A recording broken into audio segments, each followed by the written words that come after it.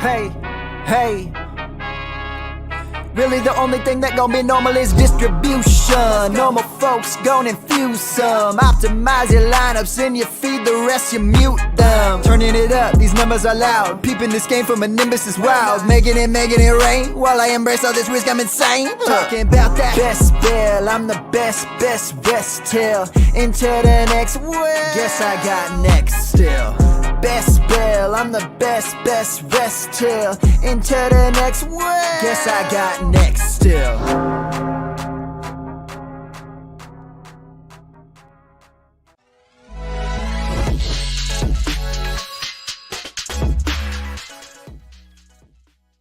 And welcome to the Bestball Fantasy Football YouTube podcast and live stream presented by Player Profiler on the Roto Underworld YouTube channel. I'm Bradley Stalder, and tonight we're going to be talking about reaching.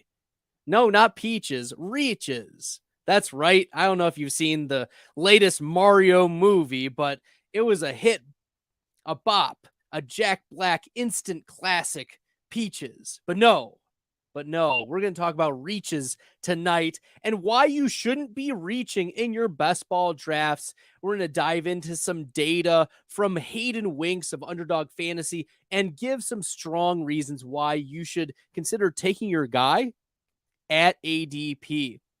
So that's going to be the lesson we're going to talk about tonight. We're also going to examine the top risers and fallers since May 16th of 2023. So since last week. And we're going to talk about the biggest fallers as well. There's going to be a few repeat players because their tumbles or their rises have continued over the last few weeks. So we'll talk about why that has continued. And then the last part of tonight's live stream, I'm going to analyze some of your best ball teams. I've got 4 in the loop queued up today. If you want your best ball team analyzed, if you think, I want to know how I'm doing, Bradley, then hit me up on Twitter. Follow me on Twitter at FFStalder. You can go to bestballfantasy.com as well. Get some awesome stuff there. But what I want to say tonight, I've got some jam-packed, awesome content for y'all in the best ball streets so that you can draft to win money, be smart. You'll thank me here in about 9 months, 8-9 months, about the time it takes to have a child. You'll be building your best ball portfolio using some of these takeaways and these best practices. If you missed the last couple weeks, I encourage you, check out the Best Ball Fantasy podcast on that YouTube channel, but also the last 2 lessons that I've done. The first was, of course, about how running backs lose value the further you are away from the start of the season. And the second was an examination of the Best Ball Mania 4 payout structure and why week 17 is even more important this year in 2023 than it was last year in 2022 for the Best Ball Mania 3. That Best Ball Mania 4 is even top heavier, and you need to be playing for week 16 and 17 given the expected values. But tonight, as I said before, we're going to talk about why you should not be reaching on players very significantly. There are going to be some exceptions. We'll go through it, but very rarely should you be reaching for players in your best ball drafts. Let the hooligans who are toilet drafting do that for you. Let them give you the expected value. Let them pay into the draft and the team and the league that you're facing. So without further ado, before we get in, I want to give you a little bit of a promo from our guy here at Player Profiler, Matt Kelly, about Underdog Fantasy. Let's take a moment to talk about Underdog Fantasy. Now, many of you have already signed up. Thousands have signed up from Player Profiler already over the years. Underdog has supported us since 2020. Much of what you see on Player Profiler is because of Underdog, because of their support. Get the Underdog app, plug in that promo code Underworld. I used to play Underdog just for the best ball drafts. I mean, the best ball drafts are amazing. These draft rooms fill so quickly, and you can win life-changing money. You want to take advantage of all the sleepers we talk about on this show? Well, what better place than in an Underdog draft room to do that? And I recommend taking your underdog play to the next level by diving into their NFL pick'ems. It's important to correlate those NFL pick'ems. You can pick both the quarterbacks and the wide receivers to exceed expectations. Correlate them, and you can 5x your payout. Bada bing, bada boom. Underdog Fantasy, the promo code is Underworld. For an instant deposit match up to $100, Underdog is the truest friend of the underworld. That's right. Use promo code Underworld when you are drafting on Underdog Fantasy. Let's get into tonight's top risers since May 16th, the last time we were together. So the first largest riser, and this is relative to ADP. Some people have been asking me, Bradley, isn't this just the most spots risen? No, because I think it's important for us to take a look at each player and how they are changing relative to how they were previously. So Alexander Mattison is still on this top risers list since last week. He was on this list before, and it's no surprise, right? The rumors have continued that Dalvin Cook will no longer be a Minnesota Viking. They haven't come to fruition yet, but Alexander Mattison has creeped up 8 spots in the past week, and we expect some change to happen. The drumbeat has gotten louder and louder for Dalvin Cook to depart. Once he does, I expect Mattison to be somewhere between pick 48 and pick 60, if not higher, right? 5th round or above. Right now, he's at pick 83. Okay. Getting into the 8th, 9th round. And I'm continuing to buy at this level. Pick 91 to 83. Absolutely. And I've seen him go in the 70s in some of the drafts I'm in. That rise will continue until we get clarity on the Dalvin Cook situation, whether Dalvin Cook renegotiates his contract and takes less money for the Vikings, or he is moved on from, and Alexander Mattison, who signed an extension or re-signed, I guess his contract was renewed for this year, the next 2 years. He's got guaranteed money. It's behind Alexander Mattison. I talked about this last week. It's Ty Chandler and Dwayne McBride, my boy. But Alexander Mattison is expected to be the lead back for Minnesota. But I'm sprinkling in Ty Chandler. I'm sprinkling in Dwayne McBride everywhere I can. Round 18, round 19, round 20, round 17. I'm in Dynasty. Some of the 2 most rostered running backs I have are McBride and Chandler. We know that this is going to be a valuable starting role. We've seen that in the past. And even though maybe the Minnesota Vikings are not going to be as run heavy as they were in previous years under Coach Zimmer, the reality is it's still going to be a valuable spot. So I love Alexander Mattison's value right now. And I think he has the money, the capital that the team is invested in to be the number one. But as GDLT says, I think McBride will take over. Dude is a dog. I agree. If you've been following me for any part of the offseason, you'll know that my boy is Dwayne McBride. Dude was number 1 in yards after contact per attempt. That was ahead of Bijan Robinson this year. And look, he was one of the top graded rushers in PFF rushing grade. There were 2 flaws in his game. There were 2 main flaws in Dwayne McBride's game. One is that he wasn't used much in the passing game. And 2 is that he fumbled a lot in college. So those are 2 flags that led to McBride being drafted in the 7th round, but he could have a very interesting role on this Minnesota Vikings team, especially if Alexander Mattison is not a very efficient back. So I wouldn't be afraid to sprinkle in some McBride and some Ty Chandler as well, even though I prefer McBride over Chandler. It's pick your poison at that point. Although Chandler is 25, he wasn't taken by this regime. And Ty Chandler ultimately hasn't done much in his time with Minnesota over the last couple of years. So I'm not in on Ty Chandler as much as Dwayne McBride, but I think you should still sprinkle in Chandler. All right. Is 7th round Mattison too high? Jose is asking, and I think 7th round is just fine for right now. I wouldn't go higher than that until we get confirmation that Dalvin Cook is gone, though. at this point. 6th round is too high. So 7th round, I think, is probably as high as I'm willing to go on Alexander Madison. Let's shift gears to Antonio Gibson. Gibson has jumped up from pick 130 to pick 122. And if you were drafting earlier in the offseason, you would know that Antonio Gibson was being drafted in the 140s. J.D. McKissick is now cut from the Washington Commanders. The only other running back that was brought in was Chris Rodriguez, a 6th round running back out of Kentucky. So Antonio Gibson, who is expected to take on the pass catching role in Washington, a very, very valuable one because Brian Robinson doesn't catch passes. Antonio Gibson is skyrocketing because he's got a role. He was a wide receiver in college at Memphis, and that jump is just increased confidence in his role in the Washington offense. We saw Curtis Samuel get involved with some rushes and short yardage passes, but I think Antonio Gibson, who was dealing with some injuries last year, will probably get on the right track. I am in on Antonio Gibson rising here, and I was drafting him. He was one of my most drafted running backs in the pre-draft process. I think my ADP average on drafters was 136.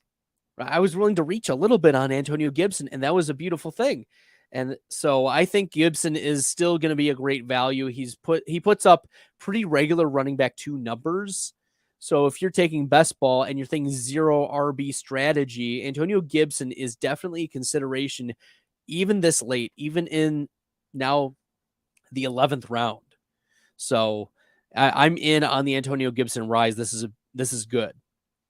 Chris Rodriguez, as I mentioned before, yes, a sneaky late flyer because Robinson and Gibson have injury histories.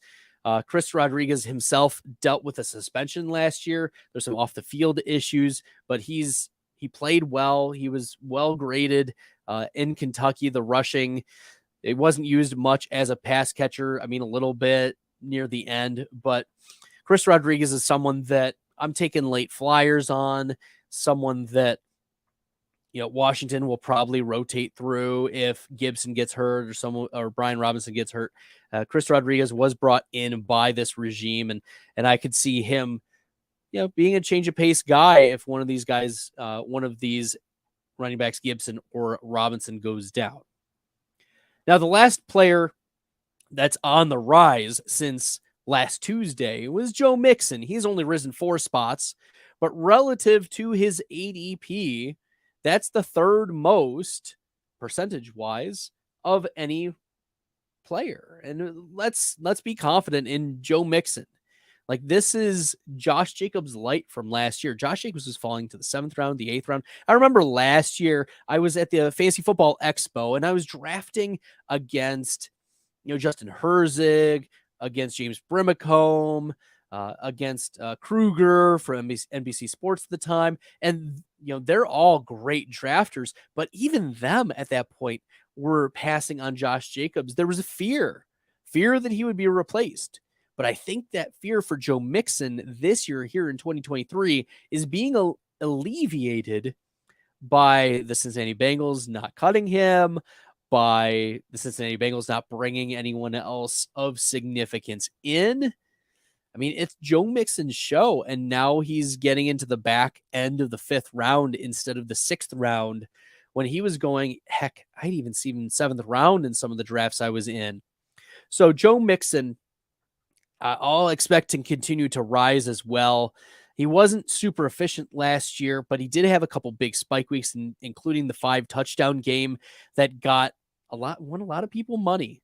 So Joe Mixon, I expect him to continue to jump up from 63 to 59. And heck, I could even see him, if we're staying status quo the rest of the offseason, I could see him getting into the late 3rd round in some running back thirsty rooms come August. Let's switch gears here to the farthest fallers since last Tuesday. And if you were following me on Twitter at FF Stalder, which you should, I posed a trivia question and I asked my audience, there's only been one player each of the last 2 weeks who has dropped 7% or more each of those weeks. Who is it? And I put a little Pokemon GIF, and in fact, it got so popular that someone invited me to a fantasy football Pokemon crossover league, fantasy league, which is like crazy. So shout out to Jared Zemke for giving me the invite. I politely declined, but shout out to him because I think that's a really interesting concept to make that crossover. Nevertheless, the answer to that question is Josh Allen. Josh Allen has dropped 7% or more each of the last 2 weeks. I think there's a couple things happening here. One is residual effect from the draft. If the Buffalo Bills would have drafted a wide receiver in the first round, I think he would have stayed closer to status quo. Number one. I know they drafted Dalton Kincaid in the first round, but Kincaid did not test at the combine. There are still some questions about his progress development. We know that rookie tight ends tend to not hit very well, but Dalton Kincaid is being drafted as the tight end 11 right now on Underdog Fantasy, which I ran the regression and that where he's going right now as tight end 11 should be like 3% of a contributor toward your best ball team, which is one of the top. So there's high expectations for Dalton Kincaid as a tight end, but I don't think he's uplifting Josh Allen. It's in fact because he is being uplifted himself by Josh Allen. So it's not the other way around, which is why Allen is falling, number one. Number two is that there is increased certainty surrounding other players in the second round. So for instance, Tony Pollard has been jumping up. Breece Hall has been jumping up. There are other players that we're getting more news or confirmation about that we have more clarity. If you remember from episode 1 here on the Player Profiler YouTube channel a couple weeks ago, if you missed out, tune into it. I talked about running backs, but I also talked about running backs relative to other positions and why quarterbacks were the safest or one of the safest plays. And we didn't see a lot of movement very early on from these elite tier quarterbacks because we know their perceived value. I talked about this with Theo Greminger, how we are able to tell who are the top 10 quarterbacks, who are the top 12 quarterbacks. And once we get outside the top 8, top 10, like there's disagreement. But if you were to say, Bradley, rank the top 12 quarterbacks, I'd probably get 10. I'd probably get 10. So for Josh Allen, I think it's partly that Dalton Kincaid was not the ascending player that we hoped the Buffalo Bills would draft. I mock drafted Quentin Johnston to them. That didn't work out. So first, Dalton Kincaid. Second is increased confidence in other players. And third is due to closing line value, right? Ultimately, we have to think, okay, as we get more certain about these players, there's going to be a finish line. There's going to be a place where these players end up landing. And because more casual drafters enter the draft, yes, some of them are quarterback hungry, but the average fantasy football player is going to look and say, oh, I'd prefer to have who's going around pick 21, Breece Hall, right? Give me Breece Hall, even though he's not fully recovered yet from the ACL. Like, give me that. And I could see why more drafters, as they're entering these tournaments, may be looking for this. May be still the influence of JJ Zacharyason's late round quarterback theory, just dropping them down. Even though Josh Allen, Patrick Mahomes, and Jalen Hurts all gave top tier performances last year, there's a big three. I think that there's going to continue to get get some ADP dip from these three quarterbacks. Hopefully they fall into the third round by the time we get into August and early September so that I can get more shares of them. Let's move on. Let's move on to DJ Moore. DJ Moore dropped 3 spots. But if we look at over the course of the last 4 months, DJ Moore was being drafted at like pick 62, 65 back in January and February. So for him to fall a little bit, I think it's just the market still trying to settle its way out. It's only 3 spots, which, relative to his ADP is second most versus all of the other players. But even last week, he only dropped 2%. It wasn't like a massive drop. It's just that DJ Moore, there's going to be some settling that happens with these wide receivers. And heck, if anything, DJ Moore might bump up a little bit if we get news about Darnell Mooney, because Darnell Mooney is not fully recovered from the leg injury he suffered at the end of last year. And now that news is starting to trickle out, I wonder if DJ Moore is going to jump up just a little bit more, more for more. So that's a possibility. But there's also a narrative of the fantasy community finally coming around and doing analysis on the Chicago Bears, right? Before this time, there wasn't strong projections out. I mean, some places did have projections and you have rankings and all of that, but there's a lot of initial optimism for DJ Moore and Justin Fields. But now that kind of has tapered a little bit, I think because the fantasy industry is starting to do projections and starting to see that even if there's a 20% increase in passing and passing attempts for Justin Fields, DJ Moore is not going to be as strong of a fantasy option as a top 40 or top 35 pick. He's going to have to continue to drop. I've mentioned time and again on this podcast that I thought that he's better suited as a wide receiver 25 to wide receiver 30 instead of the wide receiver 18 where he was going. So I'm okay seeing him dip a little bit. And once it gets to about that wide receiver 25 is when I'm going to start buying more of the dip into DJ Moore, because we have seen spike weeks and we did see a touchdown improvement last year for when he was in Carolina. But now he's on Chicago. There are some uncertainties in this offense, and it's going to be tough for him to produce, 70 catches for 1,100 yards and 7 touchdowns. I think that is pushing the limits for DJ Moore. So those are my concerns, but I'm okay with the dip continuing over the course of the next few weeks if we can do it. The last player that's the furthest faller is Dalvin Cook. And Dalvin Cook has dropped 3 spots, but this is a drop of 5%. Dalvin Cook last week dropped 9%. So 9% and 5% over the last 2 weeks. He's going to continue to fall until we get certainty or clarity.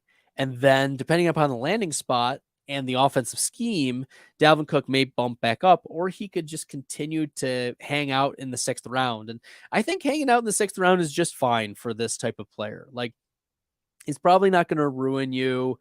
If you go 0 RB and Dalvin Cook is your running back, maybe in the 6th round, or maybe he falls to the 7th round, because we'll talk about ADP distributions here in a little bit. Dalvin Cook, if you can get him in the 7th round, I mean, that's where he's been trending. So there we go. For Dalvin Cook, I would expect that it'll taper off a little bit over the next couple weeks until we get clarity on whether or not Dalvin Cook returns to the Minnesota Vikings. Okay. Let's keep it moving. Dun, da, da, da, da, da, da. And we're going to start with lesson 3. So as promised, every week, I'm going to go through the biggest risers and fallers. I'm going to give you a best ball tip, trick, lesson, or takeaway that will hopefully make you a better best ball player. And maybe you know these before, but maybe you can ask questions in the chat as well, and we can talk about them.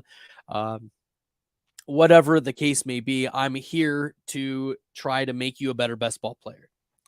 Lesson 3. The further you reach, the harder you fall. Whoa, let's go back.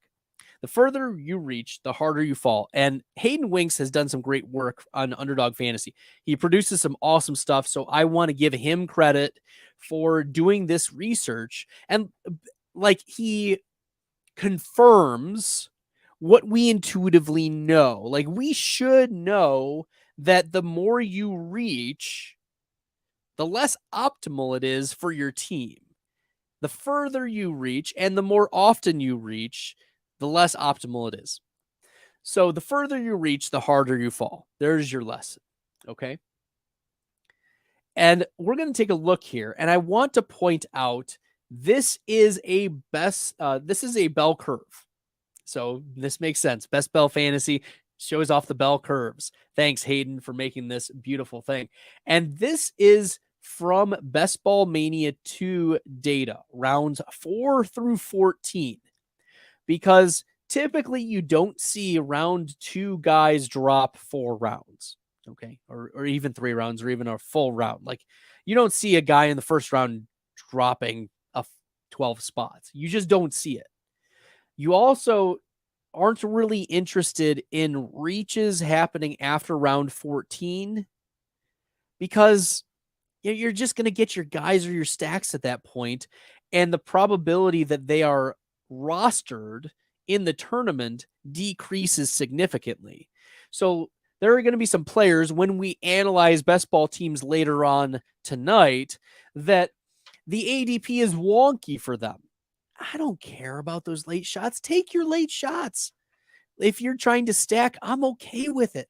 I've got almost all round 15 through 18 are good picks if they fit your structure well. I'm not going to judge you for reaching rounds 15 and beyond typically. So that's the first thing I want to say. Rounds 4 through 14, because we don't expect guys to fall, rounds and rounds after fall rounds and rounds before they get to round 4. And we don't expect, to penalize you for reaching after round 14. This is a beautiful chart, by the way, because it illustrates almost exactly what we would expect. That almost every player, 84% of players, like a random player, 84% of the time is drafted plus or minus 12 spots on ADP. 84% of the time. It's wild stuff.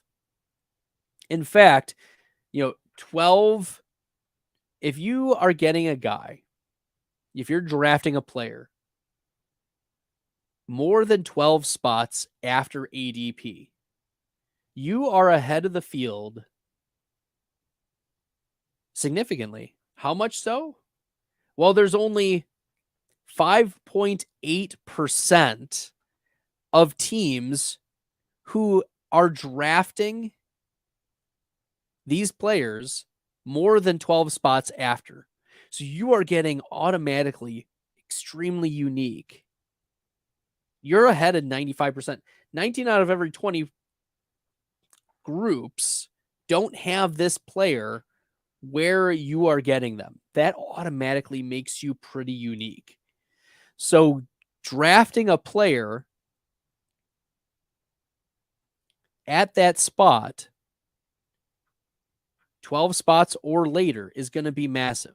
But we're not talking about players who are falling. It makes sense that we want to take players that are falling, but we're talking about reaching. Let's say that you reach more than 12 spots. We're talking 9.7. 90% or more, approximately 90% of teams, of leagues that are drafted, 90% of them have that player after where you are. And we're talking a full round. So maybe that messes with a stack. Maybe that gives them another player that you won't have. You're essentially giving up value, which is in a massive tournament like this. We've got 400,000 last year that competed in under the BBM3, and now 650,000 competing this year in BBM4. Every single edge matters. And when you are at a 90% disadvantage for drafting a player in competing in other leagues, like, you're not only betting that you're right, but you're betting that you're right about that player and all the subsequent players that you're drafting afterwards. So not only do you have to be right about the player that you are drafting ahead, which you might be right, but you may not be. But it's also saying, you know what, I need to be right on, or more right than my neighboring teams. I need to have my player takes right. And I'll speak from experience about this. The player takes are a difficult thing to do. Billy Muzio and I, we started our origin story with the Fantasy Football Finals doing projections. And then we spent a whole year going through week to week predictions of how players did. And then the next year,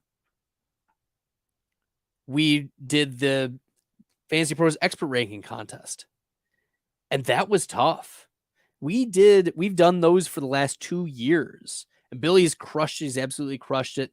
I've had, 7 top 15 finishes. 1 week, I finished number 1, week 17 of 2021. So these are tough things to do, to get player takes right. Not only right, but better than your neighbors. It's a difficult thing to do. And so when you are picking a player 12 spots or more ahead of ADP, you're saying, I know better than everyone else, not only for this player, because I want them, but it's also that I know that I can get better value and make up for it later if I'm wrong. And you don't draft to be wrong, but it doesn't help if you're handicapping yourself in a massive, massive tournament. You want to be viewing, how can I accumulate edges, not how can I hurt myself or handicap myself significantly. And these are significant handicaps. So as you can tell, I want to leave this up so you can take a look. You can also go to Hayden Winks Twitter. You can follow him at Hayden Winks. He does great work with Underdog and their charting there. The second I want to show, another one from Hayden Winks. This is from Bestball Mania 2. He even types in there, I know better bros. Because if you, this is pointing out at the bottom. So let's read the axes. I'm the math teacher at heart, right? So let's read the axes. Regular season points are the y-axis. And your x-axis is percentage of picks that were within 10 picks of ADP. So within about a round, plus or minus, right? So 25% or fewer picks that were within 10 picks of ADP. So essentially 75% of your draft, you're just reaching. You're reaching at least 10 picks. It is going to be extremely suboptimal. You're looking at best 1,450 points, and that's 100-ish points per week. Compare that to the ADP loiterers, okay? That means they really don't take much risk on ADP. Like, of course, you can take, a couple picks here or there, like 25% of picks outside of that ends up being like 4 picks, right? You can take 4 picks or less before you start to notice significant difference. So I'm not going to penalize teams significantly if, especially later in their drafts, they're going a little hog wild, a couple, 1 or 2 or 3 picks that are ahead of ADP by about 12 spots or more. But if you're reaching significantly early in your draft and often in your draft, they're just bad bets. They're just bad bets historically. So the I know better bros have been humbled often, time and time again, just hanging out here, reaching and reaching. Don't reach. Don't be a I know better bro. Like, you can probably get away with 4 reaches in your draft. More than that, and you're starting to see dips in a possible EV jump. Let's go to our third and final graph for tonight. Hayden once again provides this beautiful graph of percentage of picks that were 10 or more picks ahead of ADP. Essentially the inverse of what the last graph was. Few reaches are right here. And we're looking at, if you do not reach at all, if you are within 10 picks of every pick in ADP, you're probably going to be sticking around the 1540s. That's pretty good for the season. But lots of reaches, once again, will cost you anytime that even after 25%, you're starting to get down to the 1525s. And if we look back at the previous graph, we start noticing that the real tail off happens at about a third of the picks.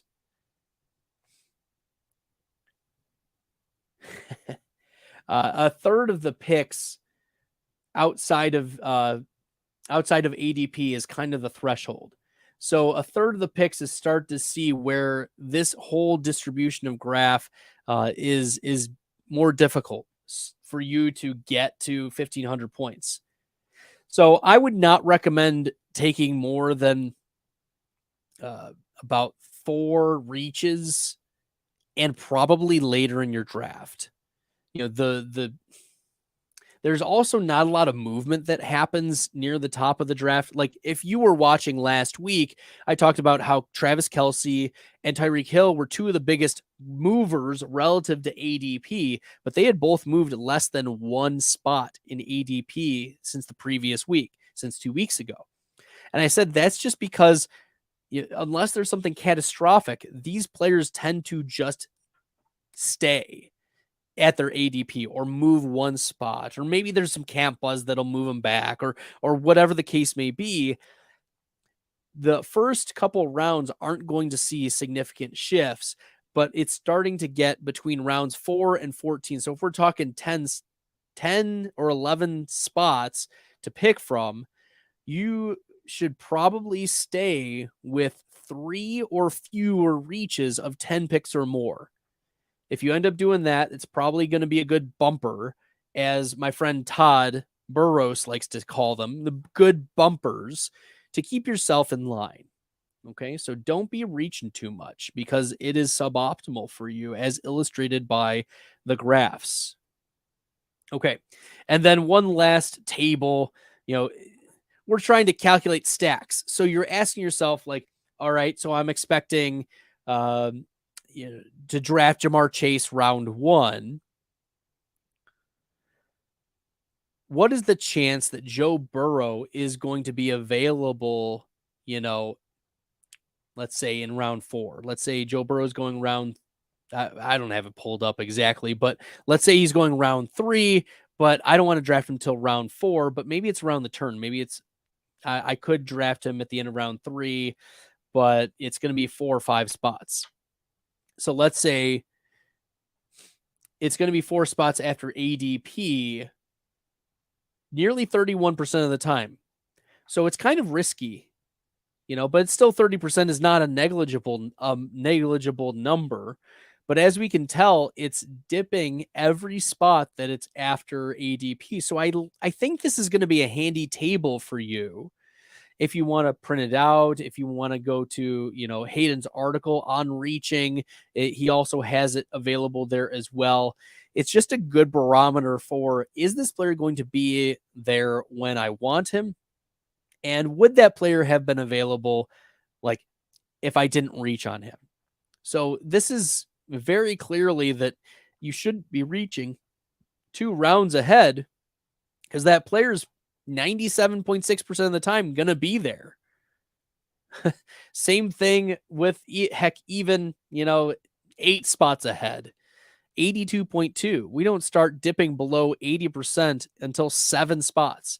You're probably going to get your guy if he's 6 or 7 spots, ahead of 80 or before ADP.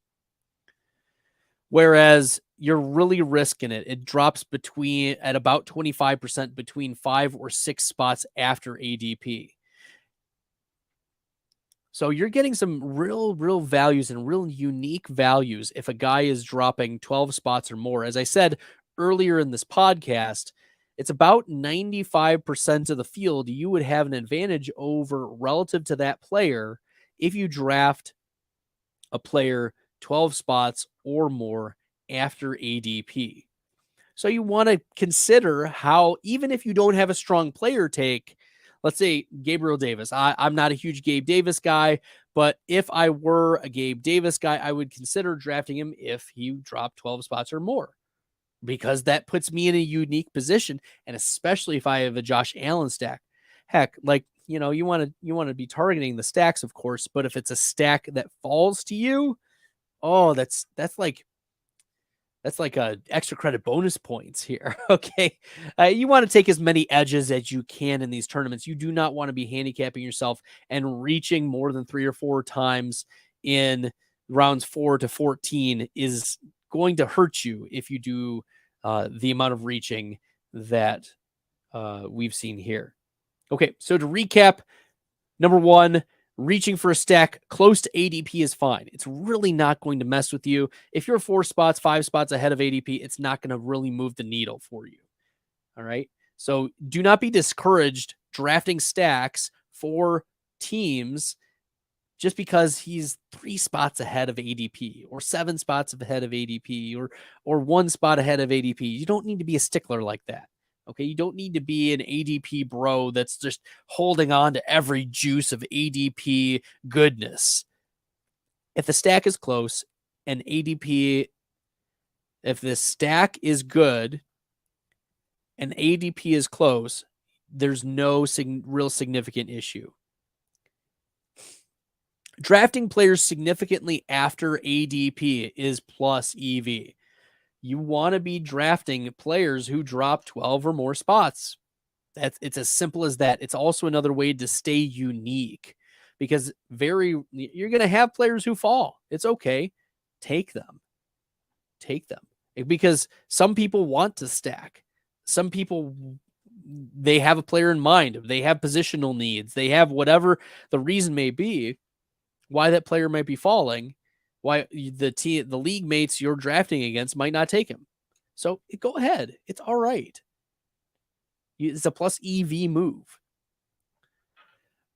If you reach more than 10 spots, it can significantly impact your expected value because not only are you competing against other teams that have that player at ADP, but one thing I didn't mention is you are also competing against teams that, let's say in one of the drafts, Joe Burrow, instead of reaching for him around, that team saw Joe Burrow fall 1 round. You're now competing against another team that has Joe Burrow 2 rounds different than you. Ooh, yeah, you got to be kicking yourself for that one when you could have Joe Burrow at ADP or close to it. 4th, drafting is an art, but the science can set boundaries for us. So there are other components, and I'm going to talk through some of those components in the analysis of the best ball teams that I'm going to look at here in the last 15 minutes of our live stream tonight. But drafting is an art, and there's a lot of components, like there are levers to pull that can unlock the edges for you.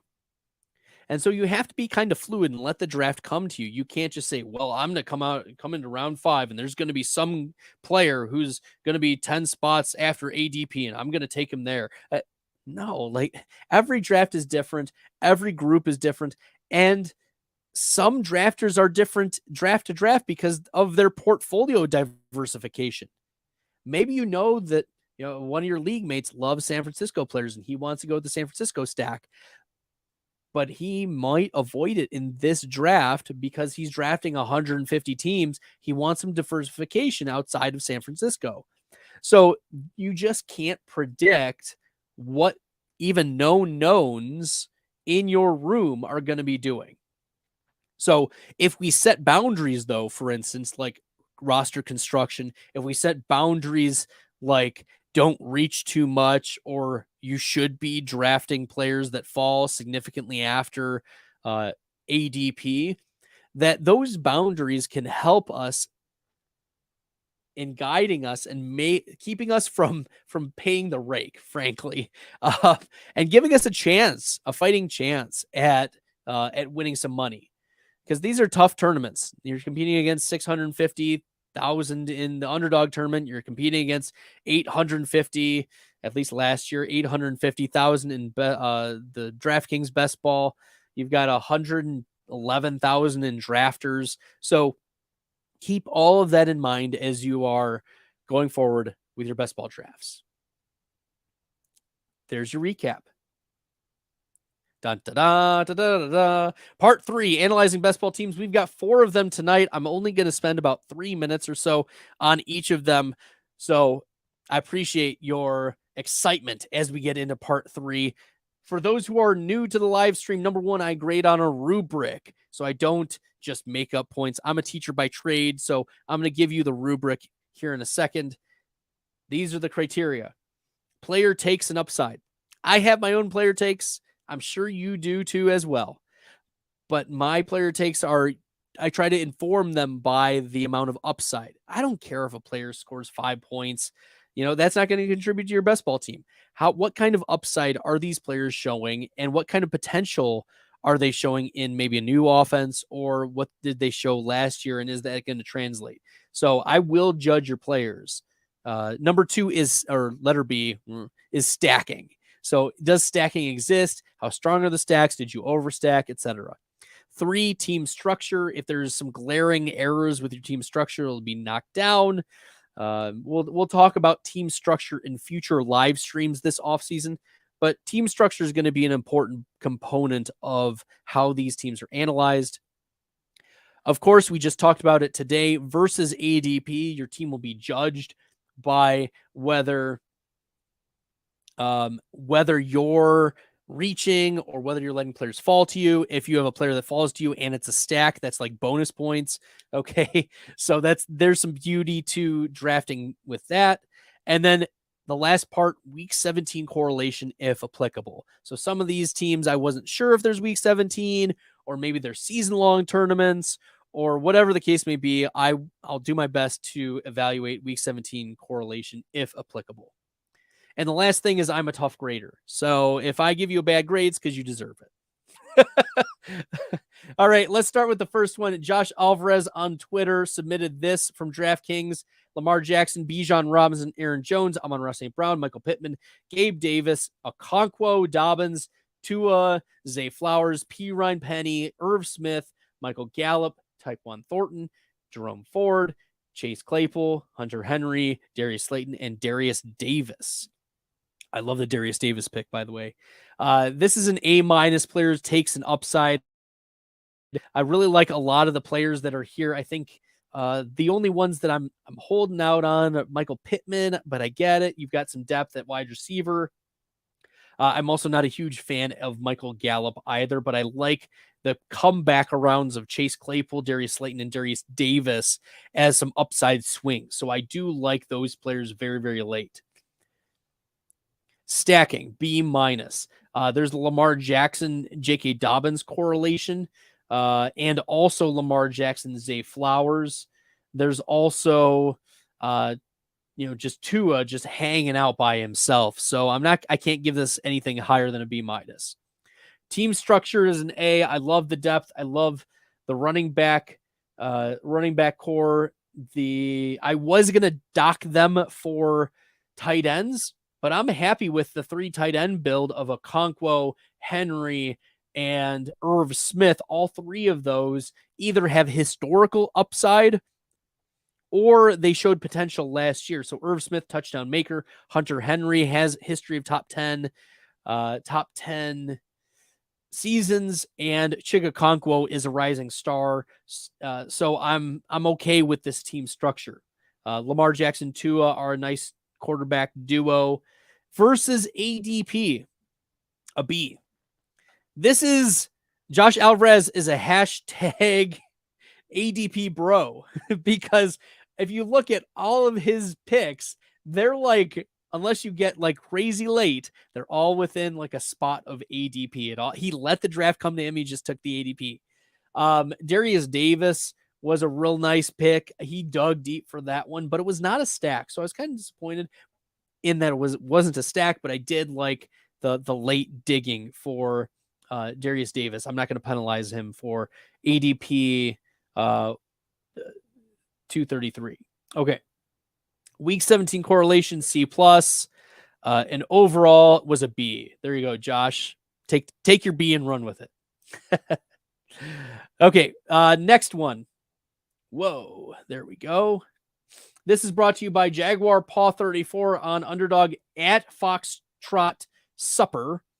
Player takes an upside for this team. Well, we'll start with telling the team. It's Aaron Rodgers, Jordan Love, Jimmy Garoppolo, Saquon, Tony Pollard, Devin Singletary, Jeff Wilson, Chuba Hubbard, Cooper Kupp, Christian Watson, DeAndre Hopkins, Burks, Elijah Moore, Zay Jones, KJ Osborne, Corey Davis, Dallas Goedert, Evan Engram. Player text and upside, A-. You have to love Saquon and Tony Pollard on the same team, along with Kupp and Watson and Hopkins. We'll notice some things here in a second that's going to make this team look like a super team. I also like that Goddard and Engram are paired together, given how this team worked out. Stacking was a B+. We got Aaron Rodgers stacked with Corey Davis. We've got Jordan Love stacked with Christian Watson. And Jimmy Garoppolo is just hanging out by himself. Naked Jimmy Garoppolo, which I guess Foxtrot Supper likes, is naked Jimmy Garoppolo's. Team structure is an A-. You got power wide receivers. You've got double running backs. You've got your later quarterbacks, but you've got really nice tight ends. So I like this team structure working out. A-. I'm not huge on the Jimmy Garoppolo nakedness, but other than that, that's what's keeping it from being an A. Versus ADP, B+. I love the Rodgers drop. That was 16 spots after ADP. Jimmy Garoppolo was 11 spots after ADP. Tony Pollard was 6 spots after ADP. But Elijah Moore was 11 spots before ADP, and Zay Jones was 10 spots before ADP. This was going to be an A ADP until we got to those wide receivers. And I get that you want to, hit on those wide receivers for the structure, but that kind of hurt your ADP reaching that much. Week 17 correlation B-, not stacking Jimmy Garoppolo with any Colts or with any Raiders kind of hurt. And the Rodgers, Corey Davis fits along with Elijah Moore. And then your Jordan Love, Christian Watson, KJ Osborne keeps it in the B- range. Overall, B+.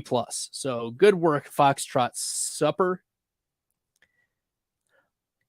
Last two, at Off the Schneid. Good friend. Thanks for jumping in.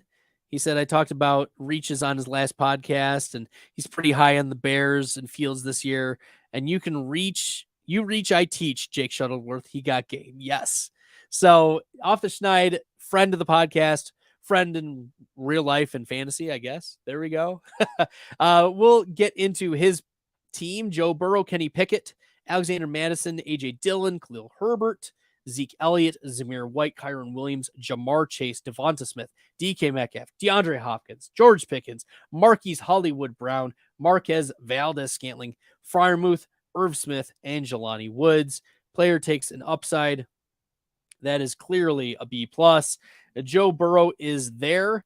I love it. Stacking with Jamar Chase. We'll talk about the stacks here in a second. I love the wide receiver core, and I'm okay with the tight ends, but it's the running back room that he went 0 RB in this, but it's going to be a little risky given the situations for all of these players. So it's just, this is the risk that the player takes an upside. You've got a little risk happening with these running backs. Hopefully they're enough.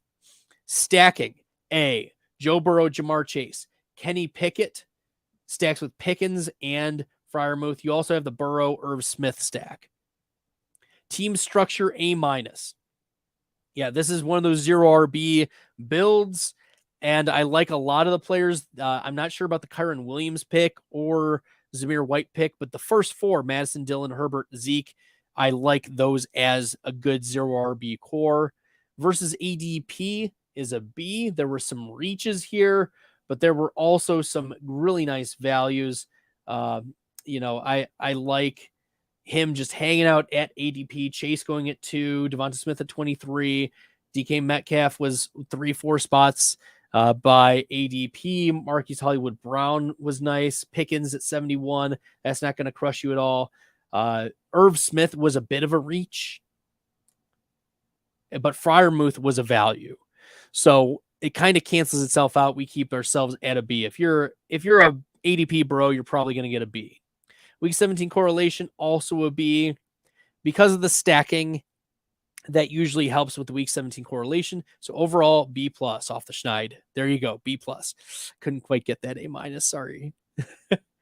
All right, last one for the night. At Vinny D Sports has a team: Deshaun Watson, Desmond Ridder, Breece Hall, Cam Akers, AJ Dillon, Damian Harris, Kenneth Gainwell.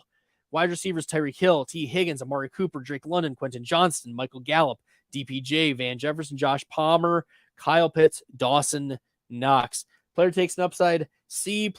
Sorry, I hate Palmer, Jefferson, DPJ, and Gallup. It's literally like my 4 least favorite wide receivers because they're all dusty and cruddy. And I understand that you might like those players, but I don't. And I don't think that they're going to contribute a lot to your best ball team. So I don't like those. Stacking: A, you got the Watson and Amari Cooper and DPJ stacks. You've got Ridder, you've got Pitts, you've got Drake London stacks. Boom. Team structure: A-. I like how it's set up. You go Kyle Pitts early, you go Dawson Knox late. You're hoping that Kyle Pitts is the right tight end for you. Versus ADP, B+. It's hanging out pretty close to ADP. AJ Dillon was a nice pickup, 11 spots after ADP. There, Quentin Johnston was 15 spots after ADP. But you reached a little bit on Michael Gallup. I wasn't a fan of that. Sorry, Michael Gallup, haters club leader here in the building. Week 17 correlation, there wasn't much of it. There is the stacks that happened, but there was no comeback rounds with regard to the week 17 correlation. I gave this an overall B. Vinny D Sports. Hope you like that. All right. Well, that'll do it for tonight's podcast. Thanks everyone for tuning in. It's been so much fun. Make sure you're following me on Twitter at Stalder. Make sure you're subscribing here on the Player Profiler Roto Underworld YouTube channel. I'll be back next week to talk all things best ball. We're going to talk risers and fallers. We're going to analyze best ball teams. And I'm going to give you another lesson and tip and trick on how to do your best drafting here in May. On behalf of Matt Kelly, Billy Muzio, Theo Greminger, I'm Bradley Stalder. Peace out. Hey, you like that video? Be sure to subscribe and activate those alerts so you get notified as soon as new videos drop. And be sure to check out playerprofiler.com. We have all the tools for you to dominate every type of fantasy league. We have a draft kit, Dynasty Deluxe, data analysis, DFS Dominator, and don't forget the player rankings to rule them all.